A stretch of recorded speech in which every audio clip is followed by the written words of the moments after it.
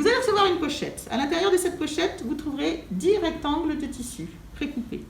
Une petite bûchette d'élastique dans laquelle il doit y avoir 20 élastiques, dont un qui sert à attacher la bûchette. Et une petite bûchette de pince-nez. Il y aura 10 pince-nez et un pince-nez en plus qui sert à enrouler les autres, mais normalement celui-là vous ne l'utiliserez pas.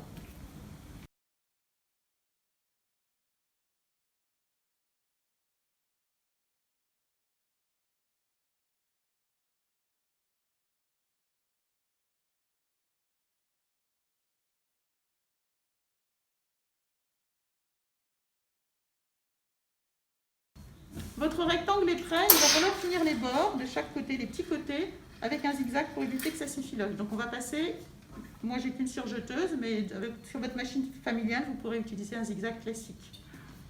Je vais faire la finition, j'ai qu'une surjeteuse, mais vous pouvez très bien le faire chez vous sur votre machine avec un zigzag.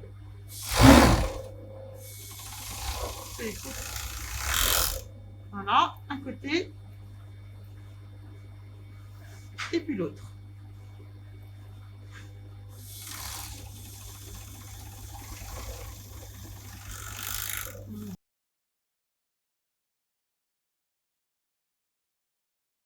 Mes deux zigzags, mes deux surjets sont faits, donc maintenant je vais préparer les replis. Donc je prends mon tissu, il faut 1 cm.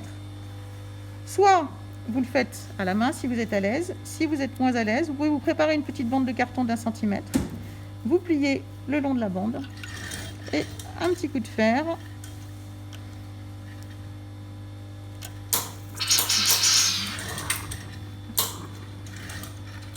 Voilà.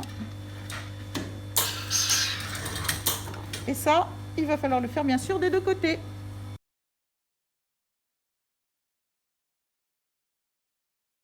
Finir les ourlets.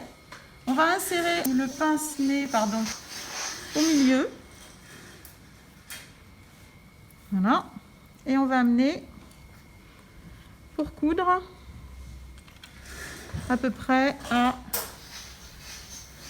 Je pense que sur votre machine familiale, il faudra faire largeur pied presseur à 7 mm.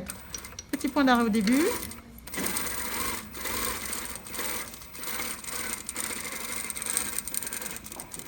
Petit point d'arrêt à la fin. Voilà. On fait un côté. Et la même chose de l'autre côté.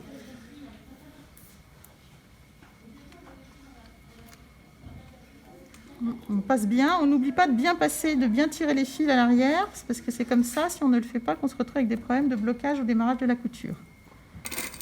Petit point d'arrêt.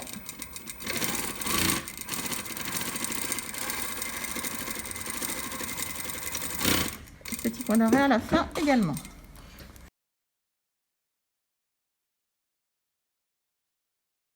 Donc on se retrouve avec notre rectangle qui est bien propre des deux côtés.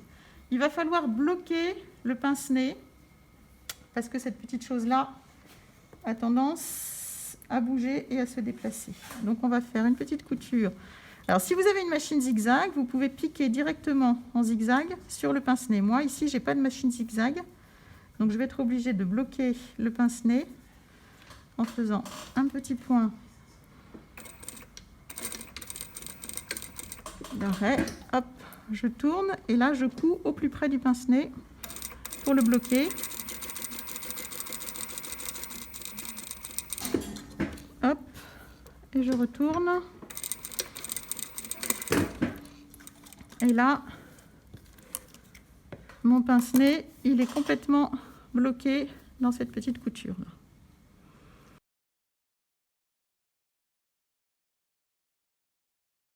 Donc, on va commencer à préparer le masque.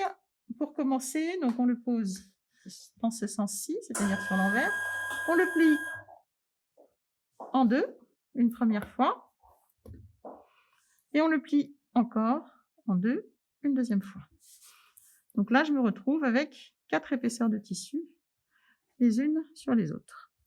Je vais faire, pour m'aider, un petit point d'arrêt à 4 cm du bord. Alors, comment faire un point d'arrêt à 4 cm du bord sans trop se compliquer la vie? Je vous donne une astuce. Vous prenez une règle, vous la glissez sous votre pied presseur Là, je suis exactement, l'aiguille de la machine est exactement au niveau des 4 centimètres. Je prends un petit bout de scotch de couleur que je positionne au bout de la règle.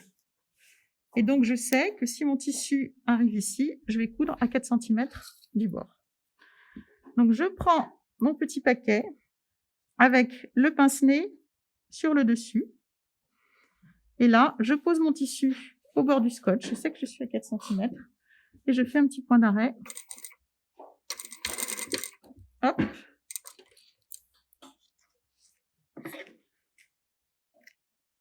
Et ensuite, la même chose. Je vérifie bien que toutes mes épaisseurs sont alignées. Je me mets dans le bon sens de préférence. C'est-à-dire la partie ouverte et pas la partie pliée contre le scotch. Et là, petit point d'arrêt. Voilà. Donc voilà, vous avez maintenant le masque plié avec 2 petits points d'arrêt de part et d'autre pour qui vont nous aider à former le pli au fer.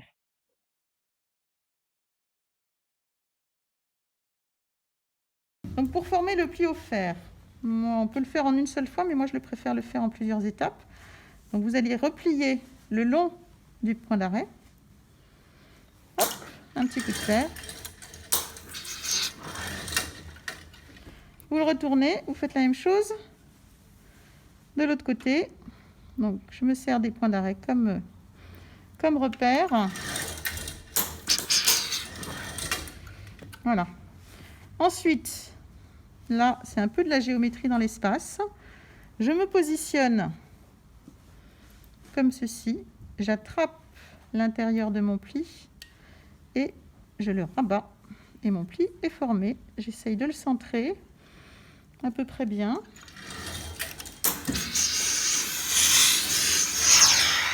Et voilà.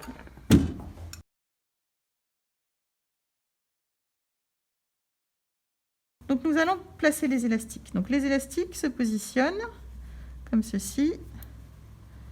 Et là, je vous montre, après je le ferai un par un. Voilà, ça va être la position finale de l'élastique. Donc pour commencer, je prends mon premier élastique. Hop. Et je vais coudre à 7 mm du bord.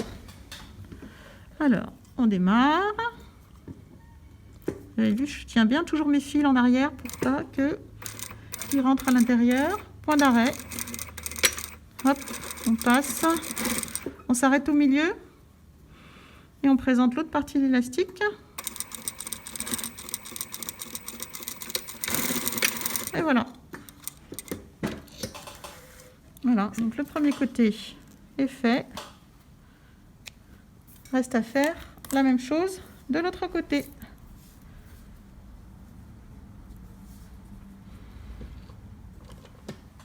Ah, j'ai oublié de vous préciser, mais les élastiques se placent sur l'endroit, côté du pli et du pince-nez.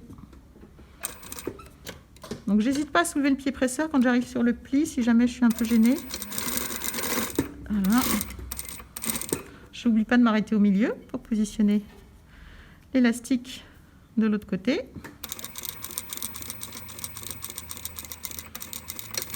Et je mets le point d'arrêt au début et à la fin.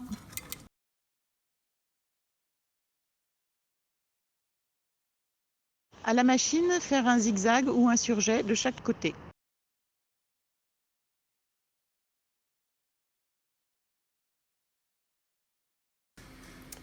Donc, maintenant, il va falloir faire un petit point pour rabattre les élastiques et qu'ils soient solidement maintenus. Donc, il y a plusieurs possibilités en fonction des machines. Ici, je n'ai pas de zigzag, donc je suis obligée de prendre un point droit.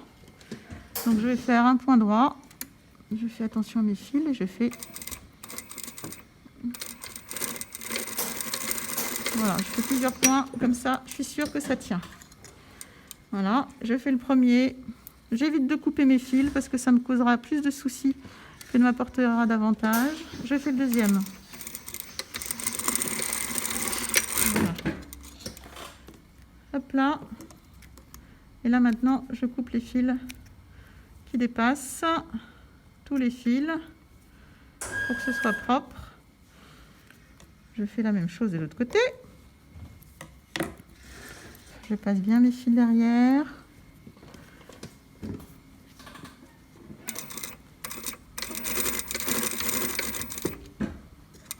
Hop.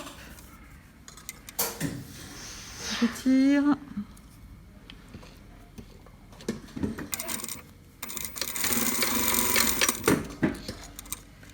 Et voilà, le masque est fini. Encore quelques coups de ciseaux et on y est. Voilà, petit masque qui s'ouvre. Et si vous voulez à l'intérieur, on peut rajouter un filtre.